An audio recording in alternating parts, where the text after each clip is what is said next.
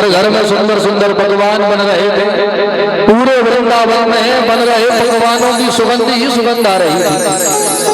कन्हैया की नींद खुली, सुंदर सुगंध आई तो भगवान की पेट पर हाथ घुमाते हुए सीधे रसोई घर में पहुंच गए।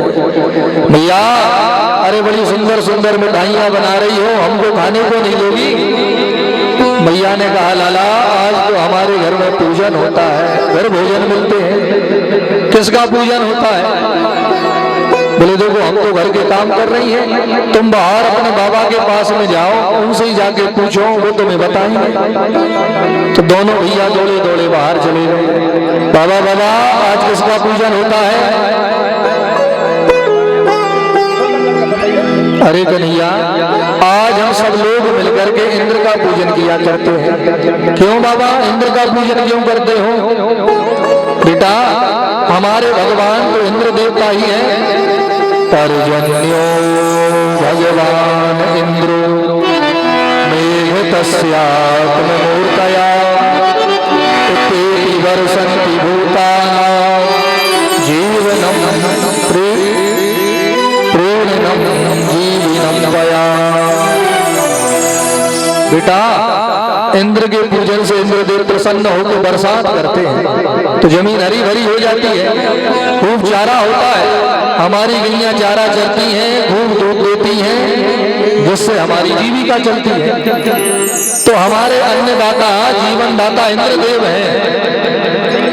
कन्हैया ने कहा, गजब हो गया बाबा, मानो आधे गांव वाले इंद्र का पूजन करें और आधे गांव वाले इंद्र का पूजन ना करें तो क्या इंद्र उन्हीं के खेतों में पानी बरसाएगा जिन्होंने पूजन किया है?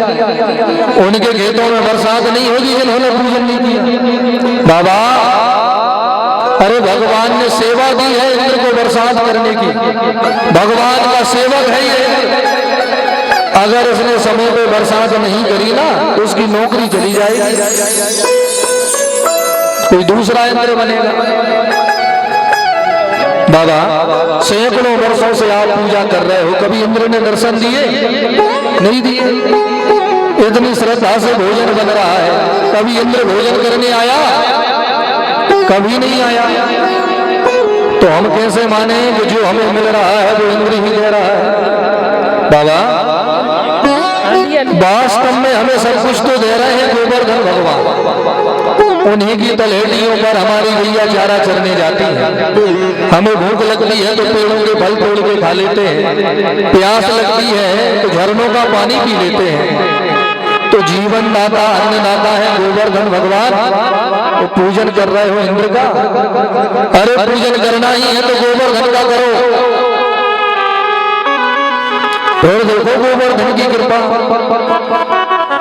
कुछ ब्रजवासी कहें, भैया कन्हैया बिल्कुल सत्य कह रहा है, हमें गोवर्धन का पूजन करना चाहिए। कुछ लोग कहें, ऐसे कैसे करना चाहिए? कन्हैया तो अभी बच्चा है, उसकी बातों में बाप दादाओं के समय से जो पूजन हो रहा है उसे बंद कर दे। तो अमावस्या का पूरा दिन तो इसी विचार में निकल गया कि इंद्र का पूजन करें कि गोवर्धन का पूजन करें। कार्तिक शुक्ल पक्ष प्रतिपदा दीपावली के अगले दिन ये निर्णय हुआ कि हम सब लोग मिलकर के गोवर्धन का ही पूजन करेंगे। दीपावली के अगले दिन घर घर में गोवर्धन पूजा होती है। आप लोगों के घरों में होती है कि नहीं होती? ये पूजा तभी से प्रारंभ हुई। पहली बार यह ब्रजवासी कार्तिक शुक्ल पक्ष प्रतिपदा के दिन ही गोवर्धन की पूजा करने गए। लाला, हमारी 3 शर्तें हैं, जो भी टूटी फूटी सेवा करे गिरिराज की करें, उसी में उन्हें प्रसन्न होना पड़ेगा। और दूसरी शर्त क्या है? बोले देखो, इतनी श्रद्धा से भोजन बनेंगे तो तेरे गोवर्धन को प्रकट होकर के भोजन करने पड़ेंगे। और इंद्र अगर क्रोध करे तो इंद्र के क्रोध से भी तेरे गोवर्धन को ही बचाना होगा। बोले सब मंजूर है। तो फिर लाला बताओ पूजन कैसे करना है? तो कन्हैया ने कहा, हमारे गोवर्धन बहुत सरल है, रोली हल्दी चंदन चावल फूल दूध दूबा भले ही मत चढ़ाओ, लेकिन भोजन बढ़िया बढ़िया कराओ। जितने बढ़िया बढ़िया भोजन कराओगे हमारे गोवर्धन उतने ही प्रसन्न हो जाएंगे। तो लाला प्रभु की कृपा से अन्न धन के तो भंडार भरे भरे हैं घरों में, घर घर में 56 भोग बनने लगे, गाड़ियों में सजा सजा करके 56 भोग, मटकों में भर भर करके दूध, ये सब गोवर्धन के पास में ले जा रहे हैं।